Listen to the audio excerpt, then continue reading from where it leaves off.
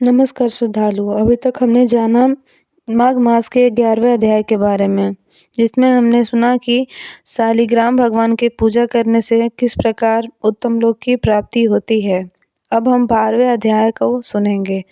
यमदूत कहने लगा कि जो कोई प्रसंगवश भी एकादशी के व्रत को करता है वह दुखों को प्राप्त नहीं होता। माघ के दिनों एकादशी भगवान पद्मनाभ के दिन हैं। जब तक मनुष्य इन दिनों में व्रत नहीं करता उसके शरीर में पाप बने रहते हैं। हजारों अश्वमेघ, सैकड़ों वाजपेयी यज्ञ एकादशी व्रत के 16वीं कला के बराबर भी नहीं है। एकादशी के दिन व्रत करने से 11 इंद्रियों से किए सब पाप नाश हो जाते हैं। गंगा, गया, काशी, पुष्कर, कुरुक्षेत्र, यमुना, चंद्रभागा कोई भी एकादशी के तुल्य नहीं है। इस दिन व्रत करके मनुष्य अनायास ही वैकुंठ लोक को प्राप्त होता है।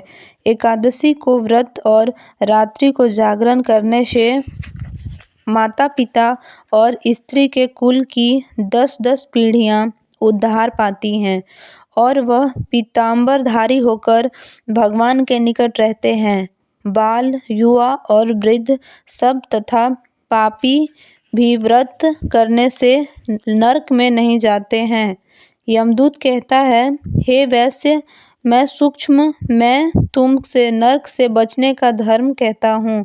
मन, कर्म और वचन से प्राणी मात्र का द्रोह न करना, इंद्रियों को वश में रखना, दान देना, भगवान की सेवा करना, नियम पूर्वक वर्णाश्रम धर्म का पालन करना। इन कर्मों के करने से मनुष्य नरक से बचा रहता है। स्वर्ग प्राप्त करने की इच्छा से मनुष्य गरीब भी हो तो भी जूता, छतरी, अन्न, धन, जल कुछ न कुछ दान देता रहे। दान देने वाला मनुष्य कभी यम की यातना को नहीं भोगता तथा दीर्घायु और धनी होता है। बहुत कहने से ही क्या, अधर्म से ही मनुष्य बुरी गति को प्राप्त होता है।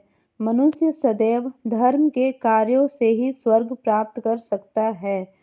इसलिए बाल्य अवस्था से ही धर्म के कार्यों का अभ्यास करना चाहिए।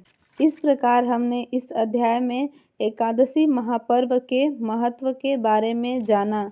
इसी के 12वां अध्याय समाप्त होता है। इसी के साथ हम कल पुनः मिलेंगे 13वें अध्याय के साथ। चैनल को लाइक एंड सब्सक्राइब करना ना भूलें और हमारे साथ जुड़े रहें।